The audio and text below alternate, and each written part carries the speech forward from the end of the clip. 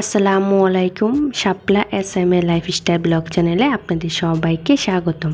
কেমন আছেন সবাই? আশা করি আল্লাহর অশেষ রহমতে সবাই ভালো আছেন। আপনাদের দোয়া আলহামদুলিল্লাহ আমরাও বেশ ভালো আছি। দূরে কিংবা কাছে, দেশ বা দেশের বাহির থেকে যে যেখান থেকে বসে আজকে আমার এই ব্লগ ভিডিওটি দেখছেন, আপনাদের সবাইকে অসংখ্য অসংখ্য ধন্যবাদ। মন থেকে অনেক অনেক দোয়া রইল। তো আমি আজকে ভিডিওটা শুরু করেছি। সকালে নাস্তা করে নিয়েছে, এখন আমি ঘরদোর গুছাবো। আর কালকের অনেকগুলো কাপড় ছিল, ওইগুলা ধুয়ে দিয়েছি। ওই কাপড়গুলো আর কি এখন ভাঁজ করে নিচ্ছি। আর যারা আমার ভিডিওটি দেখা শুরু করেছেন, একটা লাইক দেন নাই, তাদেরকে বলবো প্লিজ একটা লাইক দিয়ে আমার সম্পূর্ণ ভিডিওটা দেখবেন, হয়তো আপনাদের কাছে ভালো লাগবে। অনেকেই কিন্তু আছে আমার ফুল ভিডিওটা দেখে না, না দেখে একটা কমেন্ট করে চলে যায়। ওইসব আপু বা ভাইয়াদের উদ্দেশ্য করে বলবো প্লিজ এরকমটা করবেন না।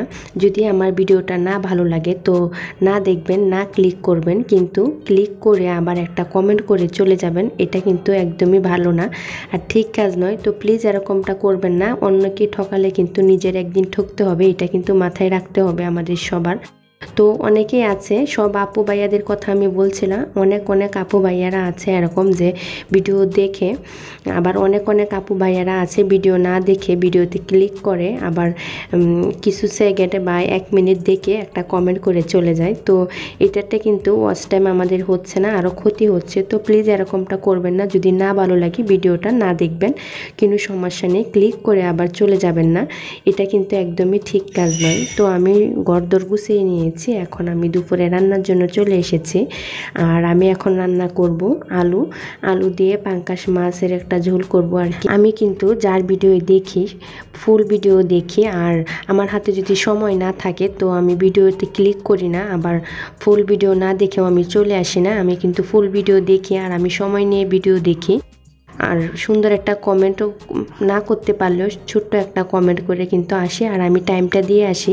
যেসব আপু ভাইয়াদের ভিডিও আমি দেখি, অবশ্যই আপু ভাইয়ারা জানবেন আমি কিন্তু টাইমটা দিয়ে আসি ফুল ভিডিওটা দেখে। তো প্লিজ আপনারা কেউ আমার সাথে এরকমটা করবেন না।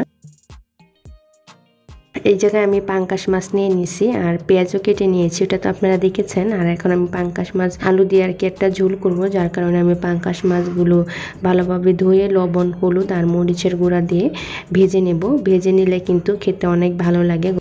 আমরা যদি একজনের পাশে আরেকজন না থাকি তো সামনে কিন্তু আমরা আগাতে পারবো না। তো আমাদের কিন্তু একটা ইউটিউবার আর একটা ইউটিউবারের পাশে কিন্তু থাকতে হবে, তাই কিন্তু আমরা সামনে আগাতে পারবো একদিন ইনশাল্লাহ।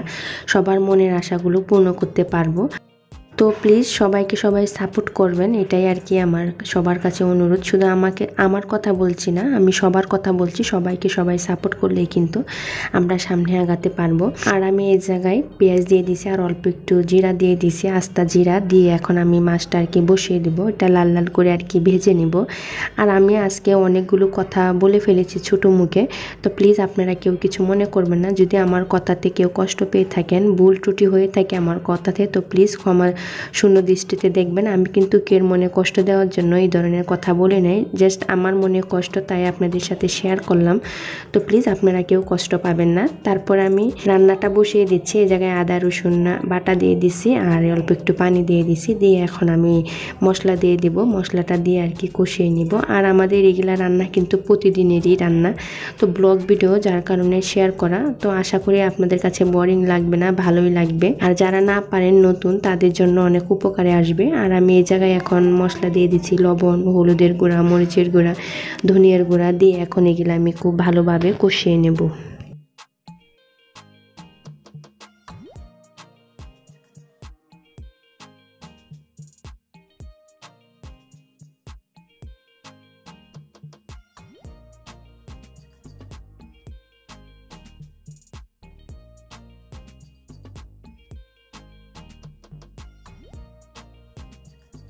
মশলাটা কষিয়ে কিন্তু আমি আলুগুলো কষিয়ে নিয়েছি। আলুগুলা দিয়ে এখন আলুগুলো একটু আমি ভাজা ভাজা করে নিচ্ছি। তো পাঙ্গাস মাছ দিয়ে যেহেতু রান্না করব, তো মশলাটা খুব ভালোভাবে আর কি আমি কষিয়ে নিচ্ছি। এখন আমি ঝোলের জন্য পানি দিয়ে দেব। আমি বেশি পানি দেব না, যেহেতু আলুগুলো আগের থেকেই সিদ্ধ হয়ে গেছে।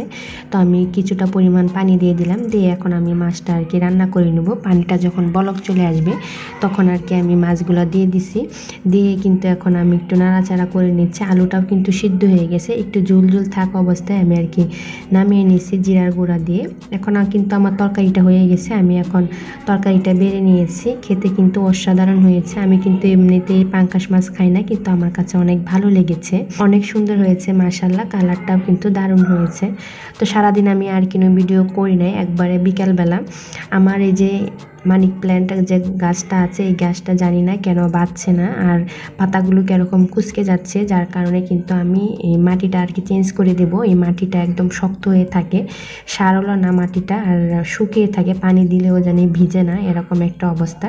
তো আর কি আমি মাটিটা আর কি এখন পাল্টিয়ে দেবো গাছে। তো আমি মাটি নিয়ে নিচ্ছি, এখন আমি মাটিগুলো গুঁড়া করে অন্য একটা পাত্রে আর কি লাগাবো।